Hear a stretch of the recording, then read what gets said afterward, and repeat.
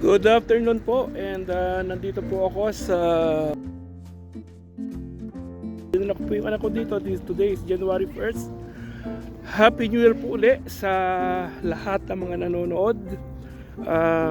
Happy New Year po sa aking magulang, sa aking nanay na nasa Qatar po siya ngayon, and then sa aking ate at ang aking bayaw. Okay. So dito sa kapag stat holiday, ang parking is free. So nakikita nyo, yun yung aking sasakyan ako park.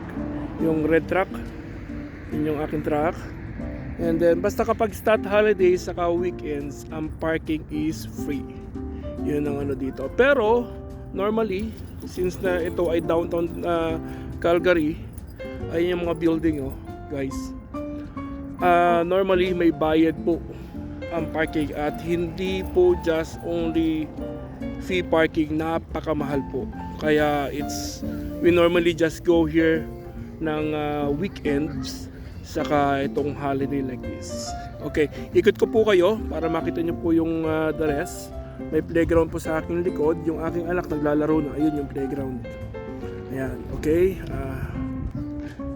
Ito pong park na to ay kilala at puntahan po ng maraming family po, kasi yung playground nga po is maganda. Syempre kapag summer, wala kang makikitang bakas ng ice or yung snow. So natapakan na po yan, kaya ganyan po ang itsura po niyan, kaya medyo madulas ang good thing lang po dito, yung pathway is natunaw na po ang snow, pero nakita nyo po dyan, andyan pa rin po yung mga yellow nasa grass. Hindi agad-agad natutunaw po, gawa nga po kasi ng lupa nga po siya. Ayan. Ayan, nasa downtown Calgary, nasa gitna po siya ng maraming buildings dito sa Calgary side. Ayan. Siyempre po, kapag may park po para sa mga bata para maglaro, dito po sa Canada, mayroon din pong park para sa mga aso. So ang Canada po talaga is animal friendly po. So hindi po katulad po sa Pilipinas na ang aso mga nag-aaway. Although meron din po, pero sinasaway po ng mga owners po ng aso po. Pero dito po is, ayan po, naglalaro po yung mga aso. Ito po yung playground po mismo po ng mga aso. So ayan, naglalaro po sila dito. Yan po ay part po ng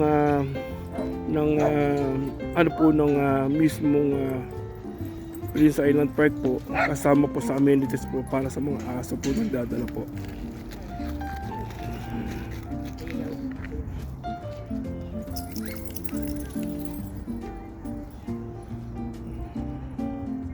Ayan, mga naglalaro. Pag lumabas po sila po dito sa may cage po na ito, kasi ito po yung kulong po ito, hindi po pwedeng kapag dito po nila pwedeng i-unleash po yung mga kanilang aso.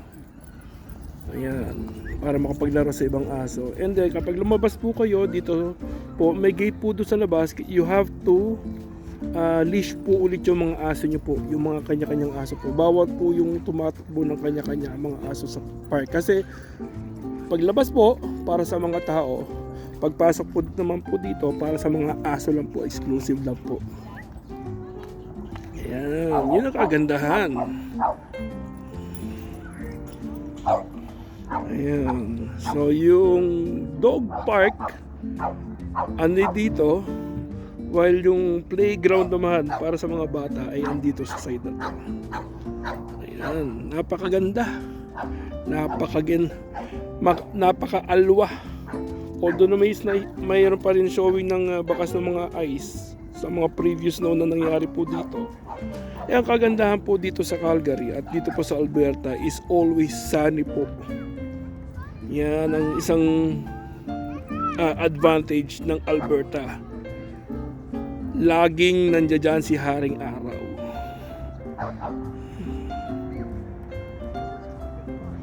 Ayan. medyo malayo na ako doon sa aking mag-ina. Ipasyal ko lang po kayo and then babalik po ako doon sa playground kasi nandun yung aking anak. Andun din yung aking mahal na asawa, nagbabantay. Ayan na, maganda tong side na to. So like I said, doon sa may previous video ko, ang weather po nito is very unusual po kasi January po, since nung December 21st, winter time, supposedly po may snow po siya, pero right now is just only 2 degrees po siya at napakaganda at marami pa pong namamasyal sa park. Ando doon man yung Ginaw pero walang masyadong snow, kaya nakakapag-bike yan, nakakapag one wheel to, nakakapag-scooter yung mga kabataan. Yung anak ko may dala-dalang scooter saka bike.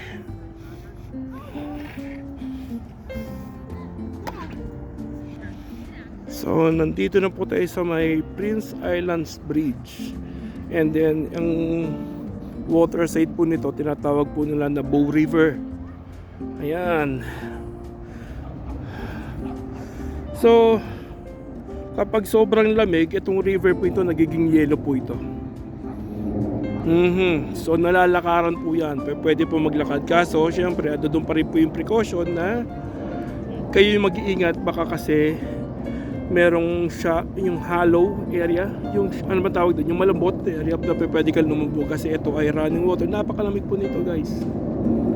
Ayan, Bow River. So all the way up to there.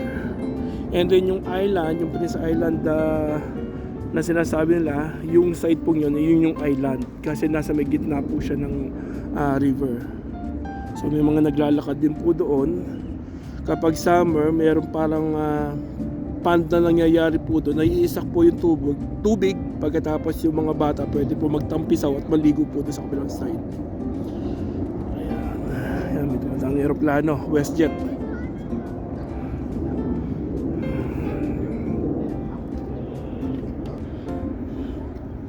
Ayan, yan ang forma ng bridge. Napakaganda. Kaya ito po ay puntahan ng mga lovebirds and lovers. Ayan, ayan. May mga nagde-date. Family din syempre. Nakaka-enjoy na magpunta at maglakad. Ayan, ang ganda dito guys. Ito po ay sa Calgary, Canada. Yung mga ilang parte po ng park po dito, gaya po nito, meron po silang tinatawag na yung scooter na you have to pay, and then ida-download mo lang yung app, pagkatapos pwede mo na gamitin yung scooter. Check natin ha. So ito yung scooter na nandito sa may downtown Calgary. So ang gagawin nyo lang dito is ida-download nyo lang yung app, and then meron siyang barcode dito, QR code, and then may number siya, may setup. Nasubukan ko nang gamitin ito minsan parang for 3 days ata you have to pay like about $20-25, and then in a day pwede mo siyang gamitin I think like 2 hours. So kung halimbawa ang trabaho mo dito sa downtown Calgary lang, ito gamit na gamit to. Oo, ikot mo lang to, tapos anywhere pwede mo siyang iwanan kasi ito po mga device po ito, naka GPS po siya. So kahit iwanan mo siya sa tabi ng pintuan ng hotel or condo or yung apartment na tinutuluyan mo, and then someone will gonna pick it up and then use it.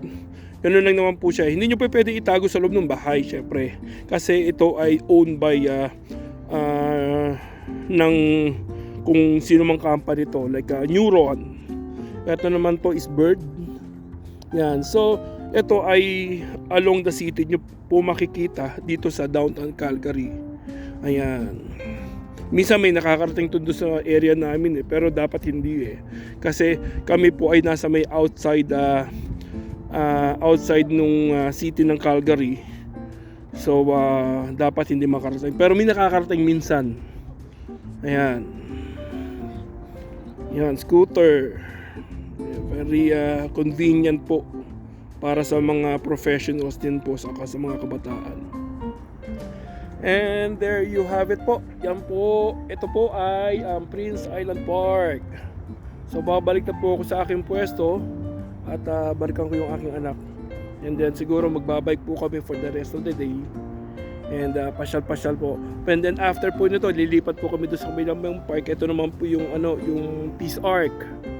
Maganda rin po doon. Maganda po magpa-picture po doon kasi ando doon po yung bridge na medyo naka-curve po siya.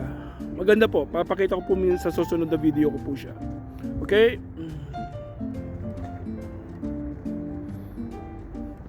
Yeah, paalam na po and I am Kanoy. Woohoo!